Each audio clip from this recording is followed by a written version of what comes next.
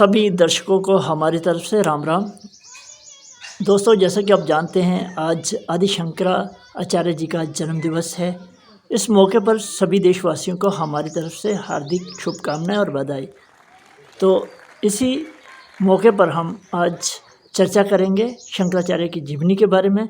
तो बात करते हैं, हमारे साथ जुड़ चुके हैं स्वामी डॉक्टर मोहितानंद जी।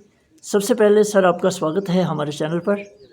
आपका धन्यवाद और आपके सभी दर्शकों को शंकराचार्य जी के जन्म महोत्सव की हार्दिक शुभकामनाएं।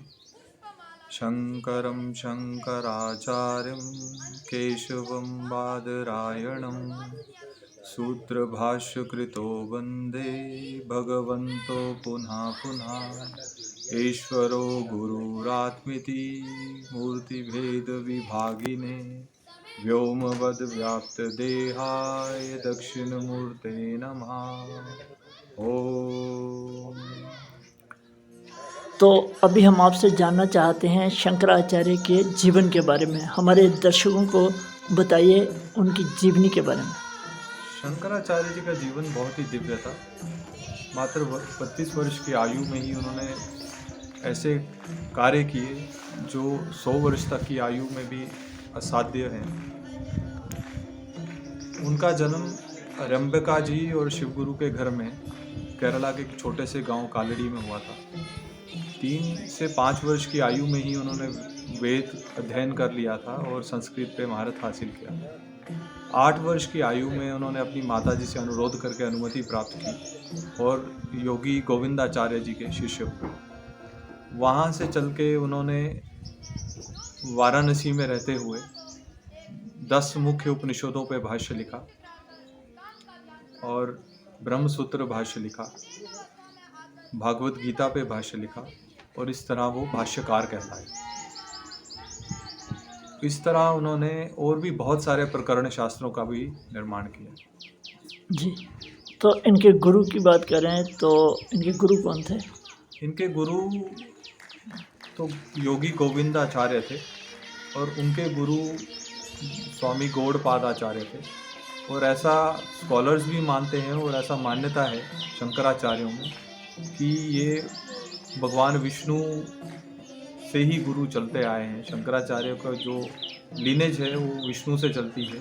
महर्षि वशिष्ठ से महर्षि शक्ति, फिर उनके पुत्र जो महर्षि पराशर हुए, महर्षि पराशर से भगवान वेद व्यास और भगवान वेद व्यास से शुकदेव और शुकदेव से गौड़पादाचार्य, फिर गोविंद पादाचार्य और फिर शंकराचार्य और फिर उनके मुख्य जो शिष्य थे सुरेश्वराचार्य, जो कि पहले मंडन मिश्रा थे, पद्म पादाचार्य, हस्तमकलमाचार्य और तोटकमाचार्य।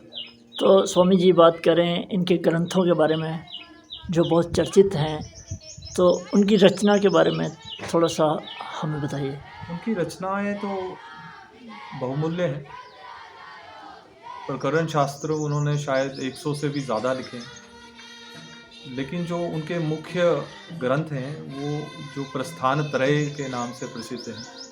हमारे जितने भी अद्वैत वेदांत के मठ या आश्रम हैं वहाँ पे वही प्रकरण शास्त्र जो शंकर भाष्य हैं पढ़ाए जाते हैं, सिखाए जाते हैं, समझे जाते हैं। उन्हीं के माध्यम से मोक्ष प्राप्त किया जाता है। वो प्रस्थान त्रय में ब्रह्मसूत्र भाष्य, भागवत गीता शंकर भाष्य और 10 मुख्य उपनिषद, बृहदारण्यक उपनिषद आदि। जी, और आप इस मौके पर हमारे देशवासियों को क्या संदेश देना चाहते हैं?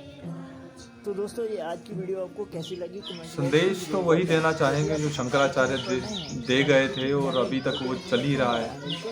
ब्रह्म सत्यम जगन मिथ्या जीवो ब्रह्मेव नापरः। ब्रह्म ही सत्य है और जीव मिथ्या है। ये मनुष्य जो स्थूल जीवन या मनोमय जीवन को व्यतीत करने की कोशिश कर रहा है वो व्यर्थ है। जैसा कि शंकराचार्य ने अपने एक भजन में भी बोला है, भज गोविंदम भज गोपालम गोविंदम भज मूढ़मते। ये जो शरीर है, ये मनुष्य शरीर की जो प्राप्ति हुई है उसका एकमात्र परम उद्देश्य मोक्ष प्राप्ति है, परमात्म प्राप्ति है, ब्रह्म साक्षात्कार है। और यही है, इसके सिवा कुछ नहीं है। और मैं इसके साथ ही शंकराचार्य जी का ही वेदों से लिया गया एक वाक्य बताना चाहूँगा। उसको महावाक्य भी कहते हैं, एकमेव ब्रह्म, या फिर उसको इस तरह से कहते हैं, एको ब्रह्म द्वितीय नास्ति नानेह नास्ति किंचित्, कि एक ही ब्रह्म है, दूसरा नहीं है, अंश मात्र भी नहीं है। ये वेदांत की डिम है, वेदांत का प्रोक्लेमेशन है, वेद में कहा गया है। ये मैं नहीं कह रहा, ये शंकराचार्य जी ने नहीं कहा, ये वेद कहता है, जो अपुरुष ज्ञान। तो मनुष्य को अपने एकमात्र उद्देश्य परमात्म प्राप्ति, ब्रह्म साक्षात्कार के लिए ही कार्यरत रहना चाहिए, और उस परमात्मा को ही दिन रात सुबह शाम याद रखना चाहिए। तो दोस्तों, ये थे डॉक्टर मोहित आनंद जी, स्वामी जी भी इनको कहते हैं। तो इनका बहुत बहुत धन्यवाद है कि इन्होंने हमें उनकी शंकराचार्य जी की जीवनी के बारे में अवगत करवाया। तो दोस्तों, ये आज का वीडियो आपको कैसा लगा कमेंट बॉक्स में ज़रूर बताएं, और जुड़े रहें हमारे साथ। हम जल्द हाजिर होंगे एक और ऐसी ही वीडियो के साथ। तब तक के लिए सभी को हमारी राम राम।